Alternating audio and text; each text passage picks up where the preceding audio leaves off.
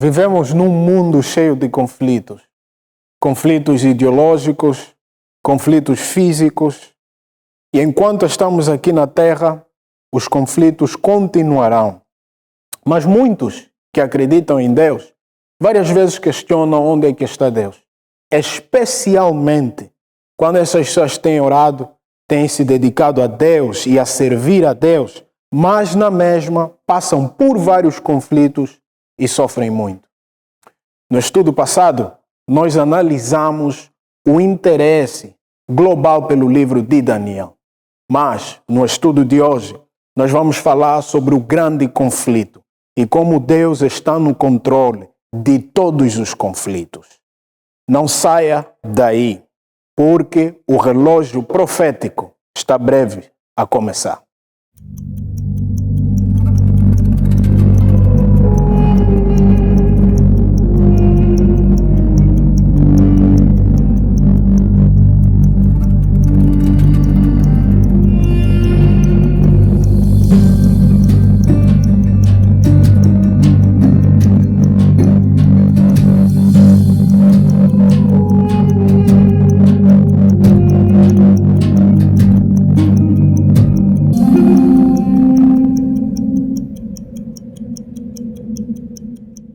O livro de Daniel começa com um conflito.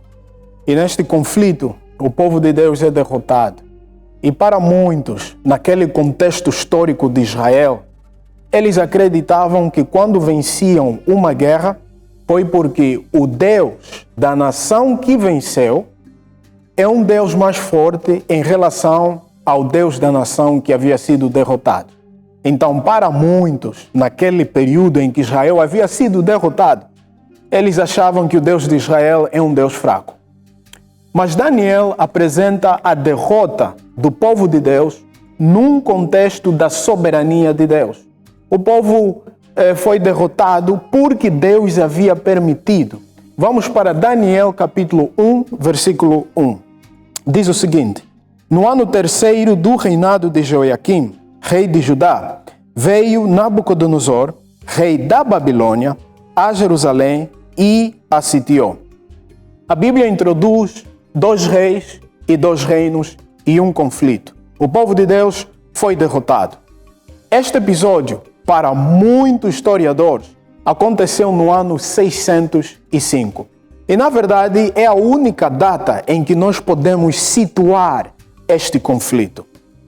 Vários historiadores relataram sobre este conflito, mas existe um relato detalhado e muito interessante pelo historiador Flávio Josefos. Eu podia ler relatos de vários historiadores, mas o relato de Flávio Josefos é um relato perfeito deste contexto histórico. Vamos ler o que Flávio Josefos relata sobre este conflito em que o povo de Deus foi derrotado. Flávio Josefos diz o seguinte: Agora, no 4º ano do reinado de Joiaquim, cujo nome era Nabucodonosor, assumiu o governo sobre os babilônios, que ao mesmo tempo subiu com um grande exército para a cidade de Carquemes, que ficava no Eufrates, após uma resolução que ele havia tomado para lutar com Neco, rei do Egito, sob o qual toda a Síria estava então. Flávio Josefos relata que no ano em que Israel havia sido invadido pela Babilônia, a Síria é que governava a região toda. A Síria havia estabelecido um reino tão poderoso que até o Egito havia se submetido a este reino. Em 605, Nabucodonosor subiu ao norte de Israel, em Carquemes, e Babilônia estava localizada ao oeste de Jerusalém. Ao norte estava a Síria.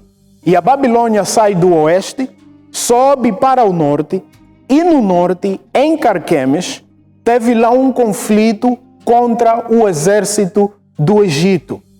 Após a Babilônia derrotar o exército do Egito, o exército do Egito recua e abandona a cidade de Jerusalém. porque nesta época Jerusalém pagava imposto ao rei do Egito. Jerusalém havia sido colonizada pelo Egito. E quando o Egito foi derrotado pela Babilônia, os egípcios recuam, regressam para o continente africano e abandonam Jerusalém. E Jerusalém estava sem proteção. E é daí, em 605, que a Babilônia invade o Israel. Este conflito da Babilônia, o Egito e a Assíria é um conflito que está muito bem registrado na história do mundo. Mas Flávio Josífas faz menção de Faraó Neco e diz que em 605 Nabucodonosor teve essa batalha com Faraó Neco. No livro de Segundas de Reis, capítulo 23, o escritor bíblico do livro de Reis também faz menção de Faraó Neco. Versículo 33 diz o seguinte: porém, Faraó Neco o mandou prender em Riblá, na terra de Hamat, e impôs à terra a pena de 100 talentos de prata e 1 de ouro. A Bíblia aqui relata que Faraó Neco havia conquistado Israel e Israel pagava imposto a Faraó Neco.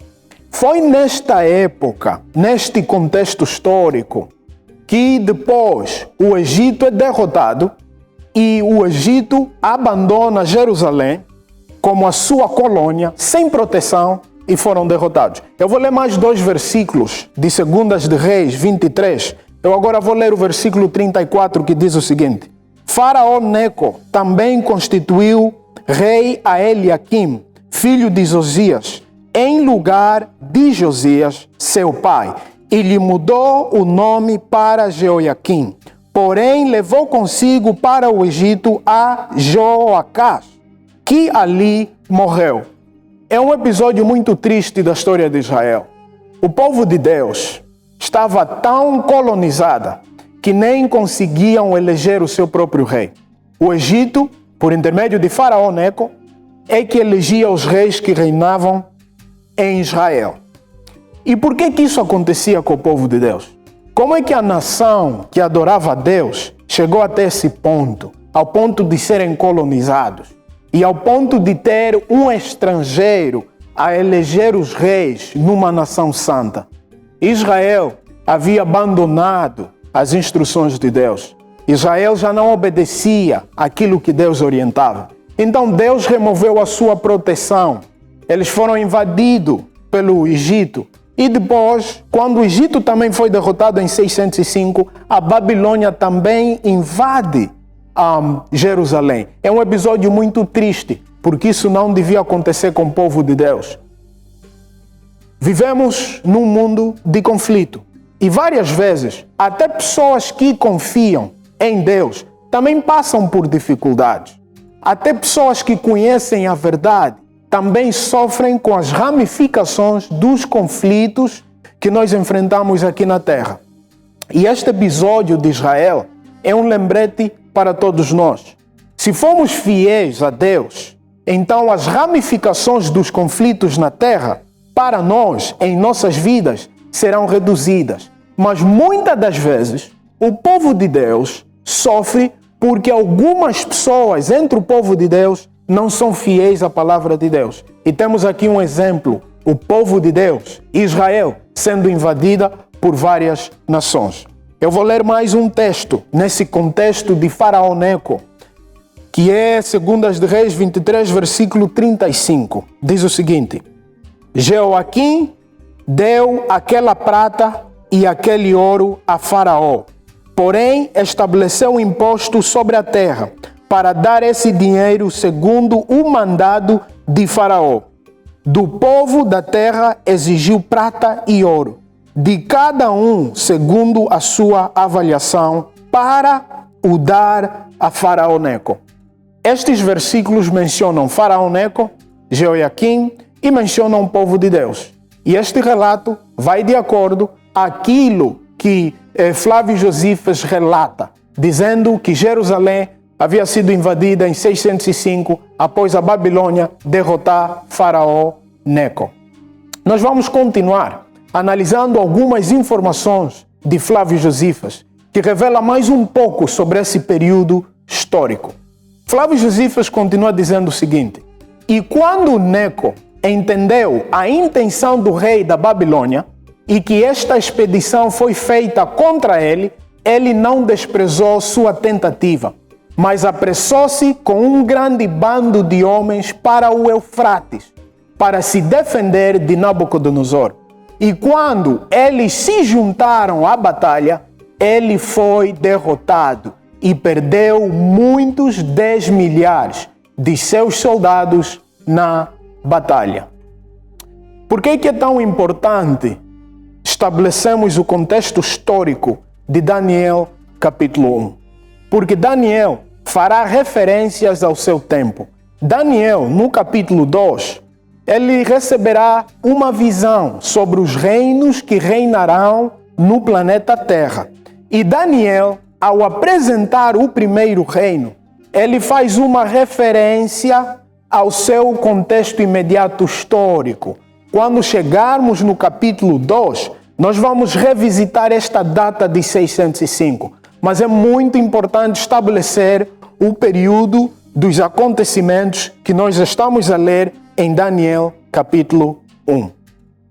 Nós agora vamos continuar analisando alguns textos bíblicos que nos ajudam a interpretar um pouco mais sobre este episódio de conflito. Tem um outro historiador chamado Tom Holland, um ateu, que também apresenta evidências sobre o contexto histórico de 605. Ele, na verdade, diz o seguinte: primeiro, os assírios conquistaram o norte da terra prometida. 10 das 12 tribos que traçavam a sua linhagem até Israel foram levadas ao cativeiro e desapareceram nas entranhas da Mesopotâmia. Tom Holland não está fazendo uma referência a 605. Tom Holland está dizendo que antes da invasão de 605, a parte norte de Israel já havia sido invadida pelos assírios. Só que Israel não havia aprendido a lição. Israel passou por várias invasões de nações estrangeiras, as nações que estavam ao redor. E por que Deus permitia que o seu povo passasse por essas situações? Deus quis mostrar ao povo que ele somente é o protetor da nação e que o sucesso da nação dependia da intimidade e obediência do povo a Deus. Mas o povo não aprendeu a lição com a invasão das 10 tribos do norte de Israel. E o ateu Tom Holland faz uma referência a esta invasão, enfatizando que, olha, 605 não foi a primeira invasão. O povo de Israel não aprende. Eles haviam sido invadidos pelos assírios. E quando haviam sido invadidos pelos assírios, os assírios levaram povos das 10 tribos do norte para a Babilônia e tiraram pessoas daquelas regiões da Babilônia e possivelmente também da Síria e colocaram essas pessoas ao norte de Israel. E depois estes povos tornaram a ser os samaritanos. Por isso é que no Novo Testamento conseguimos notar o ódio dos judeus contra os samaritanos, porque eles são descendentes de povos que haviam sido colocados no norte de Israel pelos assírios. Tom Holland continua dizendo o seguinte: nem mesmo a queda da Assíria para a Babilônia em 612 a.C. os viu retornar. Este povo, que havia sido removido do norte de Israel, as 10 tribos, para a Babilônia, mesmo quando a Síria foi derrotada em 612, esses povos não regressaram. O norte de Israel ficou quase vazia, não vazia de pessoas, mas ficou vazia daqueles descendentes de Abraão, das 10 tribos, porque houve uma mistura de pessoas de outras nações e alguns judeus que deu origem aos samaritanos. Nós vamos continuar analisando alguns textos bíblicos que nos apresentam um contexto histórico da invasão que aconteceu ao norte de Israel. Segundas de Reis, capítulo 17, relata a invasão da Síria contra essas 10 tribos de Israel que aconteceu em 722. E esta invasão foi feita por Sargão II. Jacques B. Docan relata um pouco sobre esta invasão e ele diz o seguinte: Sargão transferiu à força os israelitas para a região oriental da Síria e os substituiu por colonos assírios de origem babilônica e pelos cutheanos, os futuros samaritanos. Jeremias 50:17 também pode ser utilizado para entender mais um pouco sobre este episódio. Esta cultura de tirar povos de uma nação para outra não é nova. Houve um rei na Síria chamado Tiglath-Pileser III.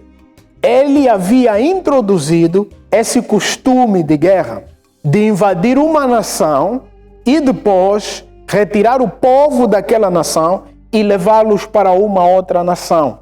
É uma tentativa de destruir a cultura da nação que eles haviam conquistado. Foi um método de colonização. Após derrotar uma nação, eles retiravam o povo de lá, colocavam para uma outra região e tiravam povos de uma outra região e também colocavam naquele lugar. E desta forma tentavam matar, destruir a cultura do povo que havia sido colonizada. E infelizmente, o povo de Deus também passou por isso. Mas o povo de Deus só passa por isso por ter desobedecido a palavra de Deus. Nós vamos agora ler Daniel capítulo 1, versículo 2. Porque em Daniel 1, versículo 2, a Bíblia relata que Deus é que havia permitido o seu povo a passar por essa destruição ou esta invasão. O versículo 2 diz o seguinte: o Senhor lhe entregou nas mãos a Jeoiaquim, rei de Judá, e alguns dos utensílios da casa de Deus, e estes levou-os para a terra de Sinar, para a casa do seu Deus, e os pôs na casa do tesouro do seu Deus. Quem lê este versículo pela primeira vez, de certeza, vai concluir que o povo de Deus havia sido derrotado porque o Deus da Babilônia é mais forte. Porque, lendo cuidadosamente, conseguimos notar que Nabucodonosor também entendeu isso. Por isso é que ele tira os utensílios da casa de Deus de Israel e leva para a casa do Deus dele na Babilônia, enfatizando que o Deus dele é mais forte em relação ao Deus da Babilônia. Mas Daniel foi um escritor muito cuidadoso, porque ele diz que Deus, o Deus de Israel, é que havia entregado o rei Jeoiaquim e o povo e os utensílios da casa de Deus nas mãos de Nabucodonosor. Então Deus entregou a vitória nas mãos de Nabucodonosor. Para Nabucodonosor, ele foi um grande conquistador, um grande general, que conseguiu conquistar com as suas próprias habilidades. Mas, na verdade, Daniel nos ajuda a entender que Deus é soberano e Deus tem o controle de tudo. Ele é o Senhor dos senhores. E nada acontece no mundo sem Ele ter domínio do que está para acontecer. E com essa autoridade de Deus, neste contexto da soberania de Deus, é que Daniel introduz esta invasão de Jerusalém. Flávio Josífes continua dizendo o seguinte: pelas previsões mencionadas de Daniel, esses homens me parecem muito errados da verdade, que determinam que Deus não exerce providência sobre os assuntos humanos. Flávio Josífes aqui está fazendo um comentário contra pessoas que dizem que Deus não é soberano. E Flávio Josífes está dizendo, após estudar o livro de Daniel, após ter noção do contexto histórico do conflito em 605, eu tenho a certeza que Deus é soberano E ele diz: eu estou contra todo mundo que diz que o Deus do céu e da terra não exerce autoridade sobre tudo. Ele está no controle de tudo. Flávio Josífas continua dizendo o seguinte: pois, se esse fosse o caso, se Deus não tivesse autoridade sobre o mundo, que o mundo continuasse por necessidade mecânica, não deveríamos ver que todas as coisas aconteceriam de acordo com sua profecia. Flávio Josífas está dizendo que uma evidência da soberania de Deus e de que Deus está no controle de tudo é vendo as profecias de Daniel e o cumprimento dela. Porque nas profecias de Daniel, Daniel apresenta Deus como soberano. E Daniel apresenta Deus como aquele que está orquestrando tudo no planeta Terra para ir de acordo à sua vontade.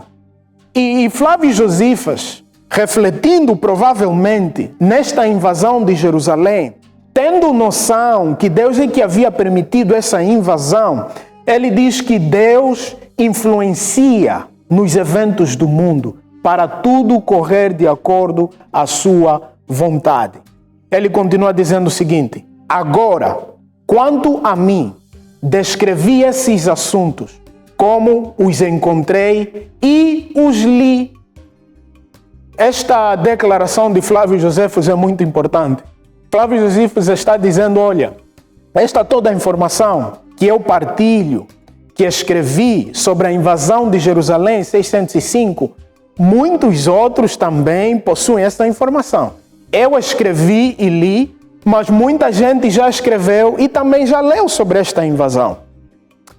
Voltando para Flávio Josífas, ele diz: mas se alguém se inclina a outra opinião sobre eles, que ele aprecie seus diferentes sentimentos sem nenhuma culpa minha. O que Flávio Josífas faz com esta última declaração é dizer que eu lavo as minhas mãos. Se alguém não acredita que Daniel foi inspirado por Deus, e se alguém não acredita que a invasão de Daniel capítulo 1, versículo 1 e 2 aconteceu em 605, Nabucodonosor diz que isto é da conta deles. Eu lavo as minhas mãos. Eu apresentei informações credíveis sobre este período e sobre este profeta. Tem uma escritora muito famosa chamada Ellen G. White. E ela também escreve sobre o livro de Daniel. Mas o que eu vou partilhar é um conselho que ela transmite para todo mundo que diz ser um seguidor das Escrituras. Ela aconselha o estudo do livro de Daniel. Ela diz o seguinte: é necessário um estudo muito mais próximo da palavra de Deus, especialmente Daniel e o Apocalipse. Devem ter atenção como nunca na história da nossa obra. Leia o livro de Daniel. Ela faz menção do estudo do livro de Daniel e Apocalipse, porque esses livros falam muito dos últimos dias e do tempo do fim. E nós estamos a viver nos últimos dias. Nós temos outros livros proféticos na Bíblia, onde nós encontramos profecias também sobre os últimos dias. Só que o livro de Daniel e Apocalipse, elas descrevem mais informações sobre os últimos dias, com datas, eventos, personagens, e falam mais do tempo em que estamos em vida. E por isso, ela recomenda o estudo desses dois livros. Ela continua dizendo o seguinte: a luz que Daniel recebeu de Deus foi dada especialmente para esses últimos dias. As visões que ele viu pelas margens do Ulai e do Hiddekel, os grandes rios de Shinar, estão agora em processo de realização. E todos os eventos previstos em breve acontecerão. Ellen White está dizendo que estamos a viver no fim. E as profecias apresentadas no livro de Daniel descrevem eventos sobre os nossos dias. E por isso devemos prestar mais atenção nas profecias do livro de Daniel. Ela diz que as profecias de Daniel estão ligadas aos últimos dias. Os últimos dias começam com a ascensão de Jesus Cristo ao céu e termina com a segunda vinda. Últimos dias é um período muito longo. Antigamente, muitos achavam que os últimos dias, elas iniciaram quando Jesus Cristo começou a ministrar no santuário celestial, em 1844. Mas os últimos dias, elas começam com a ascensão de Jesus Cristo. Por que temos tanta certeza? Porque quando analisamos no Novo Testamento, após Jesus Cristo ascender aos céus, os discípulos e os seguidores de Cristo, eles começam a referir aos seus dias como os últimos dias. Por exemplo, Hebreus capítulo 1, versículo 1 e 2, aí Paulo diz que no passado Deus falou para nós por intermédio dos profetas, mas nesses últimos dias, referindo ao seu tempo, nestes últimos dias, falou para nós por intermédio do seu Filho. Eu vou partilhar mais um texto. Atos capítulo 2, versículo 16 e 17. Quando os discípulos recebem um empoderamento do Espírito Santo para evangelizarem o mundo todo, alguns que viram a manifestação do Espírito acharam que os discípulos eles estavam embriagados. Mas Pedro levantou e disse o seguinte: o que vocês estão a ver é o cumprimento da profecia em Joel 17 em diante. E Joel capítulo 2, 17 em diante, diz que nos últimos dias os vossos filhos vão profetizar, e ele fala que o povo de Deus receberá visões, e Pedro diz que o que vocês estão a ver é um cumprimento da profecia no livro de Joel 2, que diz que nos últimos dias o povo de Deus receberá sonhos e visões. Com estes textos, e existem mais versículos na Bíblia, mas não vamos abrir todos, nós conseguimos notar que os últimos dias começam quando Jesus ascendeu aos céus e vai terminar com a segunda vinda. Meus queridos amigos, nós estamos a viver no planeta Terra, um planeta de conflito. Mas aqueles que colocam as suas vidas nas mãos de Deus, eles têm a certeza de vitória, porque Deus é soberano e Ele está no controle de tudo. Enquanto estamos aqui na Terra, vamos sofrer as ramificações dos conflitos e do pecado, mas com Cristo nós vamos conseguir suportar até o fim dos últimos dias, até a segunda vinda de Jesus Cristo.